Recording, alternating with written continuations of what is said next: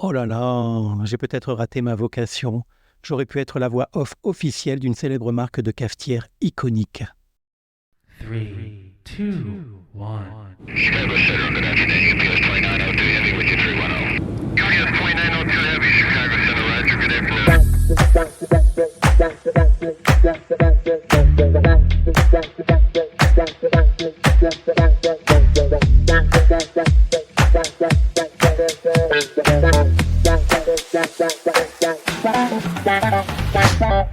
Bienvenue dans Capsule, le supplément court de Design Café. À intervalles réguliers, nous voyagerons avec une icône du design autour de son histoire.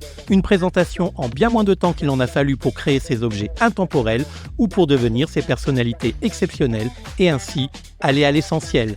Nous parlerons tour à tour de processus créatifs, de talent, voire même dans certains cas de génie, de fonctionnalité, de qualité, de coût et d'esthétisme. En un mot, de design appliqué et émotionnel.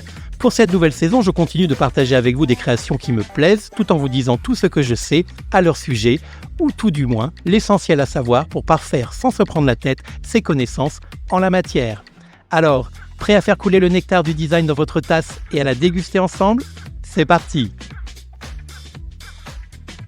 Mais quel bonheur de vous retrouver après cette période de vacances d'hiver austral ou d'été métropolitain selon où que vous habitiez. Période haute en couleurs et en bouleversement professionnel en ce qui me concerne et j'espère vraiment que ça a été beaucoup plus calme de votre côté. Alors que vous soyez déjà de retour en direction de votre travail ou que vous ayez la chance de profiter encore un peu de quelques jours de repos avant de retourner bosser, je vous invite à reprendre les bonnes habitudes et quelques minutes pour écouter cette nouvelle capsule de Design Café, le podcast qui finalement n'aura jamais aujourd'hui aussi bien porté son nom.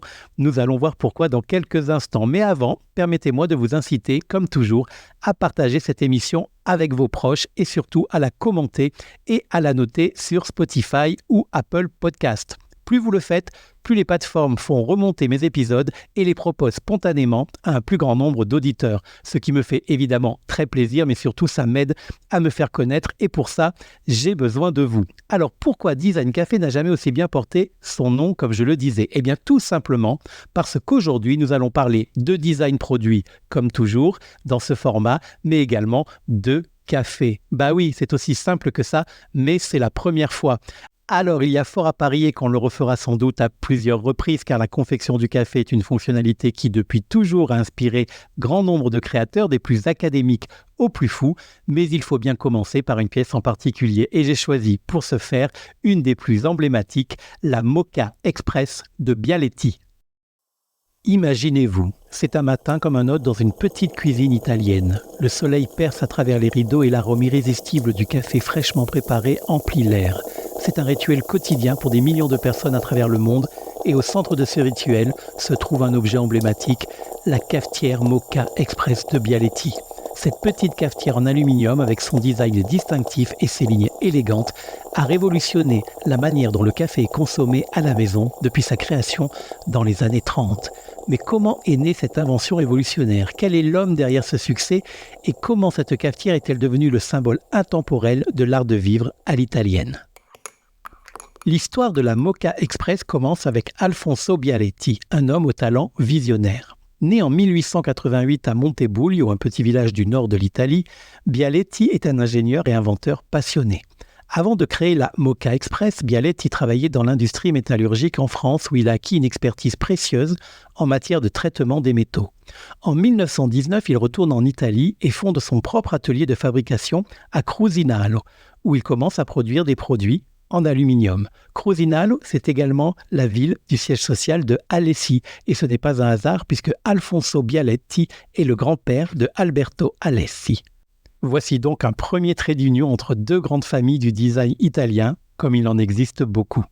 C'est au début des années 30 que l'idée de la Moka Express commence à germer dans l'esprit de Bialetti. Inspiré par une machine à laver appelée lessiveuse qui utilisait la pression de la vapeur pour nettoyer les vêtements, il imagine un appareil capable d'utiliser un principe similaire pour préparer du café. L'objectif de Bialetti était simple, créer une cafetière qui permettait à tous de préparer facilement un café fort et savoureux à la maison, similaire à celui servi dans les cafés. Et c'est ainsi qu'en 1933, la première Moka Express voyait le jour. Le design de la Moka Express est aussi fonctionnel qu'esthétique. C'est la définition même du design. Fabriquée en aluminium, un matériau léger et résistant à la chaleur, la cafetière se compose de 3 parties. La chaudière, où l'on verse l'eau, le filtre en forme d'entonnoir qui contient le café moulu et le collecteur supérieur, où le café infusé s'accumule. Le fonctionnement est d'une simplicité enfantine. En chauffant, l'eau dans la chaudière se transforme en vapeur qui monte à travers le café moulu dans le filtre pour se condenser dans le collecteur supérieur sous forme de café liquide. Le choix de l'aluminium n'est pas anodin. Non seulement ce matériau était largement disponible et peu coûteux à l'époque, mais il offrait également une excellente conductivité thermique, assurant une montée en température rapide et uniforme. De plus, l'aluminium confère à la cafetière un aspect élégant et moderne, avec ses surfaces brillantes et ses lignes épurées. Mais ce qui distingue vraiment la Moka Express, c'est son design octogonal unique. Ce choix n'était pas seulement esthétique pour le coup, mais aussi pratique. Les 8 faces permettent une meilleure répartition de la chaleur, optimisant ainsi le processus d'infusion.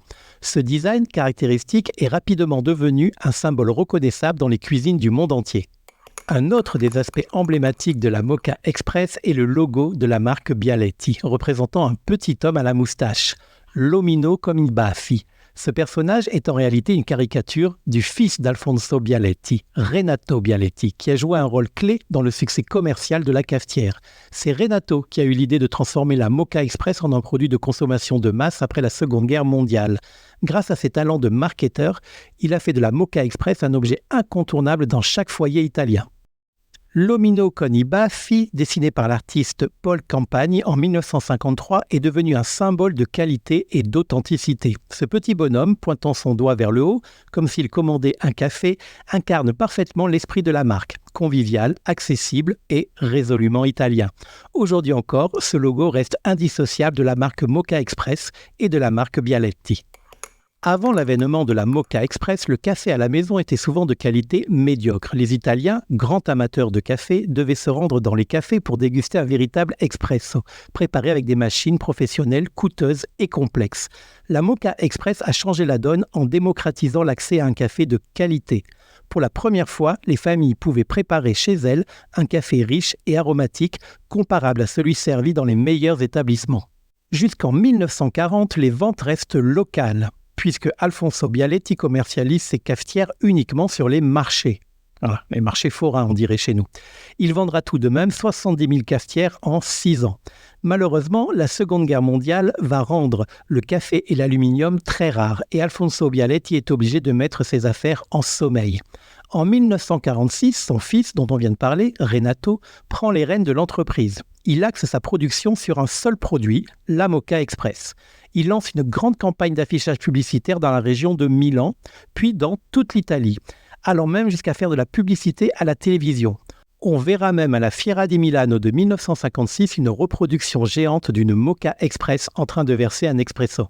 Fort de cet arsenal marketing et publicitaire, pour l'époque, le succès est au rendez-vous, allant même jusqu'à susciter des vocations chez des contrefacteurs peu scrupuleux.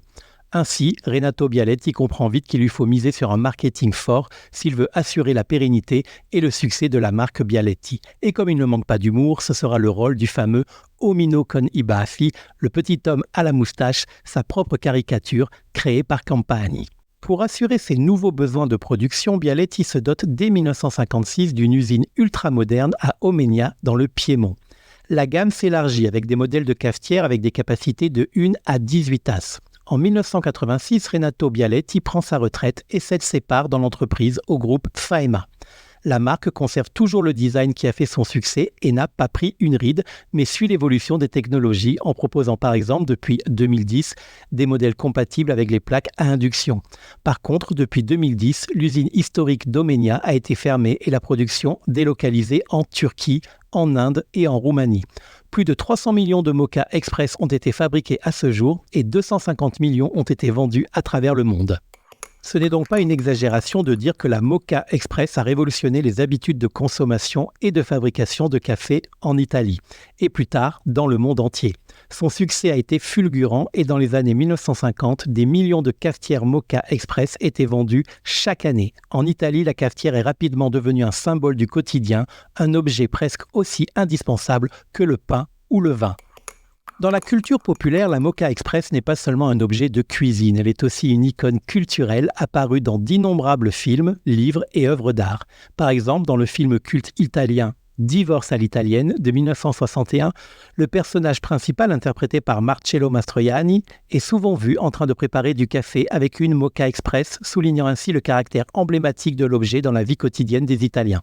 Une autre info intéressante concerne la présence de la Moka Express dans l'espace. Et oui, en 2015, l'astronaute italienne Samantha Cristoforetti a apporté une version spéciale de la Moka Express appelée ISS Presso, ça ne s'invente pas, à bord de la Station spatiale internationale. Cette cafetière, spécialement conçue pour fonctionner en apesanteur, a permis aux astronautes de savourer un expresso authentique, même à des centaines de kilomètres au-dessus de la Terre. C'est un bel hommage à l'ingéniosité italienne et à l'importance du café dans cette culture italienne. Enfin, dernière anecdote et pas des moindres, Renato Bialetti, qui est décédé le 11 février 2016 à l'âge de 93 ans, a, comme un pied de nez à la mort, demandé à ce que ses cendres soient placées dans une Moka Express, ce symbole du savoir-vivre à l'italienne, avant de rejoindre sa sépulture, ce qui évidemment fut fait. Malgré l'évolution des habitudes de consommation de café et l'émergence de nouvelles technologies, la Moka Express reste un incontournable pour de nombreux amateurs de café.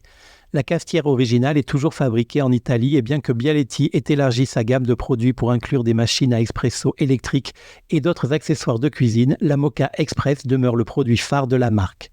En 2023, la Moka Express a célébré son 90e anniversaire, un jalon impressionnant qui témoigne de sa popularité durable. Pour l'occasion, Bialetti a lancé une édition spéciale de la cafetière arborant un design modernisé tout en conservant les éléments classiques qui ont fait son succès.